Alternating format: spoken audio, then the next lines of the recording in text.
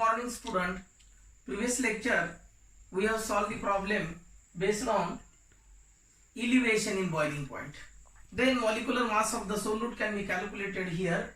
Then new problem is based on depression in freezing point. Problem number 6, depression in freezing point. Problem, calculate the mass of ascorbic acid.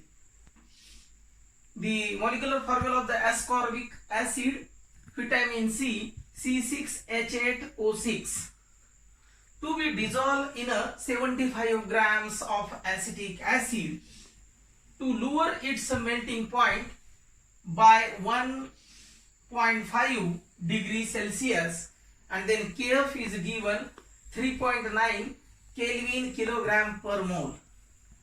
Here in this problem, read carefully.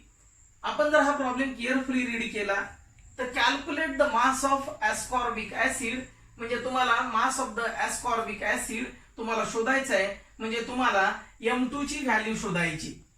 You can calculate the weight of the solvent दिलेलं आहे. ascorbic acid चं molecular mass तुम्हाला शोधायचं आहे.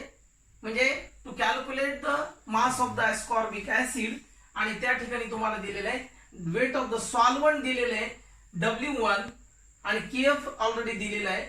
त्यानंतर तुम्हाला lowering in melting point सुद्धा calculate करायचा आहे. अशा पद्धतीने हा प्रॉब्लेम सोडवायचा आहे. तर आपण पहिल्यांदा त्याचा अर्थ समजून घेऊ. Calculate the mass of the ascorbic acid vitamin C6H8O6 to be dissolved in a 75 grams of the acetic acid to lower its melting point by 1.5. म्हणजे तुम्हाला या ठिकाणी लक्षात येईल की 75 gram of acetic acid solvent मध्ये अननोन मास जे काही कॅल्क्युलेट करायचे ते टाकलेले आहे की ते ascorbic ऍसिड आहे ते टाकलेले आहे 75 ग्रॅम ऍसिटिक ऍसिड मध्ये, आणि त्याचा जो डिफरेशन इन फ्रीजिंग पॉइंट आहे तो डिफरन्स आहे 1.5. म्हणजे एक अननोन मॉलिक्युलर मास असलेलं सोल्यूट 75 ग्रॅम ऍसिटिक ऍसिड मध्ये डिझॉल्व केलेलं आहे आणि त्याचा डिप्रेशन फ्रीजिंग पॉइंट दिलेला आहे 1.5 डिग्री सेल्सिअस, आणि त्याचा क्रायोस्कोपिक कॉन्स्टंट किंवा depression in freezing point constant Kf ची व्हॅल्यू तुम्हाला दिलेली 3.9 केल्विन किलोग्राम पर मोल. सोल्युशन काय असेल तर given weight of the solvent W1, म्हणजे वेट ऑफ द सॉल्व्हंट काय असणार आहे 75 ग्रॅम्स. मग 75 ग्रॅम्स असेल तर याला किलोग्राम मध्ये कन्वर्ट करणार तुम्ही. 75 into 10⁻³ किलोग्राम. अशा पद्धतीने वेट ऑफ द सॉल्व्हंट तुम्ही कन्वर्जन करून घेतलेले. त्यानंतर Kf ची व्हॅल्यू ऑलरेडी दिलेली 3.9 केल्विन किलोग्राम पर मोल इतकी व्हॅल्यू तुम्हाला दिलेली, आणि लोअरिंग इन मेल्टिंग पॉइंट दिलेला आहे 1.5 degree Celsius. This is the delta TF. Delta TF असेल 1.5 degree Celsius. That is 1.5 degree kelvin. Because degree Celsius here in this problem lower it's melting point, म्हणजे त्याच्या melting point पेक्षा त्याची जी value असणार आहे ती कमी असणार आहे. म्हणून 1.5 हे डिग्री केल्विन मध्ये रूपांतर झाले आणि तुमची डेल्टा TF ची व्हॅल्यू आलेली आहे 1.5 degree kelvin.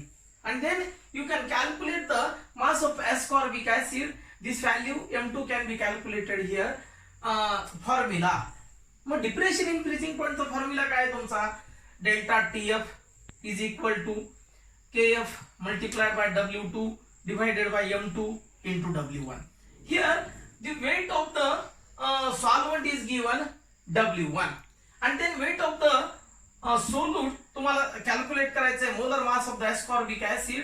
This value is coming here W2, and then molecular mass of the solute is M2, and then C6H3, म्हणजे carbon 6 into 12 plus molecular mass प्रत्येक ऍटमचं तुम्हाला कन्सिडर करायचं. कार्बनचं एका ऍटमचं मास असतं 12, 6 ऍटम आहेत म्हणून 72 72 प्लस 8 1 हायड्रोजन 1 असतं 8 ऍटम आहेत म्हणून 8 1 8 प्लस 6 आहे ऑक्सिजनचं आहे मास असेल 16 की 96 म्हणजेच 96 आणि 8 किती आलं 104 आणि 104 आणि 72 म्हणजे 196 आणि 8 104 104 आणि 72 176 हे ग्रॅम्स आलं. याला कन्वर्जन करून घ्या तुम्ही 176 इंटू 10⁻³ किलोग्रॅम. ही व्हॅल्यू आली तुमची M2 ची. आणि मग या ठिकाणी M2 ची व्हॅल्यू सुद्धा इथं आपण लिहून घेऊया 176 into 10⁻³. Then putting this value in formula delta TF. This is the delta TF is equal to KF multiplied by W2 divided by M2 multiplied by W1. And then convert this formula.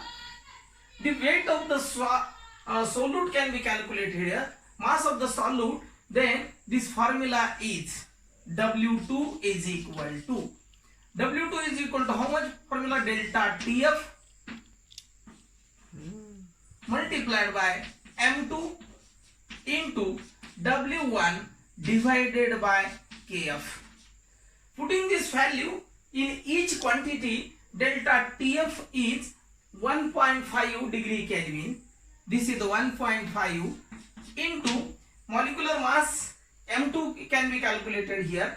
That is the 176 point किंवा into 10⁻³ multiplied by W1 is given 75 into 10⁻³ divided by KF is given, and then this KF is 3.9.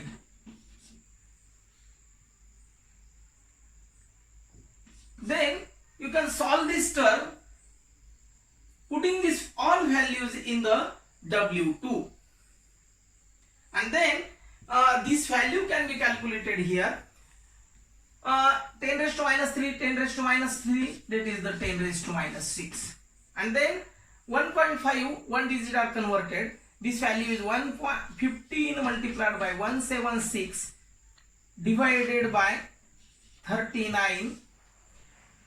5 3s are 15, 3 5s are 15, 3 13s are 39, and then last answer is coming 5.8 grams, and then this answer is coming here 5.8 into 10⁻³ kilogram.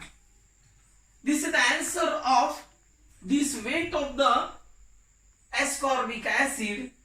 Calculate the mass of ascorbic acid. W2 value is 5.8 grams or 5.8 into 10⁻³ kilogram. म्हणजे तुमच्या लक्षात येत असेल की या problem मध्ये 5.8 grams हे काय झालेले उत्तर आलेले. म्हणजे calculate the mass of ascorbic acid 5.8 grams dissolve केलेले कशामध्ये 75 ग्रॅम्स ऍसिटिक ऍसिड सॉल्व्हंट मध्ये, आणि त्यामुळं solute which is the solute ascorbic acid is the solute कशामध्ये डिझॉल्व केलेले सॉल्व्हंट मध्ये डिझॉल्व केलेले. आणि जे सोल्युशन तयार झालं त्या दोन्ही मधला जो डिफरेन्शियल इन फ्रीजिंग पॉइंट आहे, कारण ओरिजिनल प्युअर कंपोनंटचा जो काही डेल्टा TF असेल T0F आणि T-TF यांचा जो डिफरन्स असेल तो 1.5 आहे. मग तुमच्या लक्षात येत असेल की डेल्टा TF आणि या ठिकाणी प्युअर कंपोनंट असतो T0F TF. मग हा जो डिफरन्स आहे हा 1.5 डिग्री सेल्सिअस आहे. म्हणजे ज्यावेळेस एस्कॉर्बिक ऍसिडचा अननोन वेट तुम्ही त्याच्यामध्ये डिझॉल्व केलेले म्हणजे 5.8 डिझॉल्व केलं त्यावेळेस 75 ग्रॅम ऍसिटिक ऍसिड सॉल्व्हंट मध्ये, त्यामुळे जो काही डिफरन्स मेल्टिंग पॉइंटचा डेल्टा TF चा डिफरन्स आलाय तो 1.5 ने त्याचा बॉइलिंग पॉइंट मेल्टिंग पॉइंट काय झालेला आहे कमी झालेला आहे. आणि KF ची व्हॅल्यू ऑलरेडी दिलेली. यावरून पुन्हा एकदा मी मराठीमध्ये पूर्ण एक्सप्लेन करतो. तुमचा प्रॉब्लेमचा अर्थ तुमच्या लक्षात आलेला आहे. त्यावेळेस तुम्हाला शोधायचंय ते म्हणजे पहिल्यांदा शोधायचंय तुम्हाला M2 molecular mass of the solute शोधायचंय, आणि दुसऱ्यांदा शोधायचं तुम्हाला वेट ऑफ द सॉल्व्हंट म्हणजे mass of the solvent solute. आणि यावरून तुम्ही असं लक्षात घ्या की हा प्रॉब्लेम सोडवायचा आहे. गिवन तुम्हाला दिले weight of the solvent W1 ची किंमत दिलेली, ती आपण घेतलेली 75 ग्रॅम मध्ये डिझॉल्व्ह केलेले, त्याचं कन्व्हर्जन किलोग्रॅम मध्ये केलं.